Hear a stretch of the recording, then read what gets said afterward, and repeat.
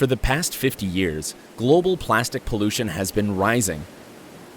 Approximately 10 to 20 million tons of plastic end up in the oceans each year. Our mission is to tackle this global issue. Let us introduce Aquila, a fully autonomous drone that locates, picks up plastic waste, and disposes it in a recycling bin. Remote areas are easily accessible for this drone.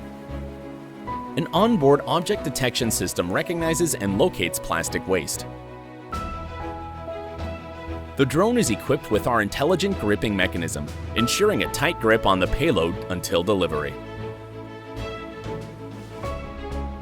When the battery level is low, the drone flies back to the charging station to be recharged. The charging station is completely self-sustainable, extracting all of its energy needs from the sun.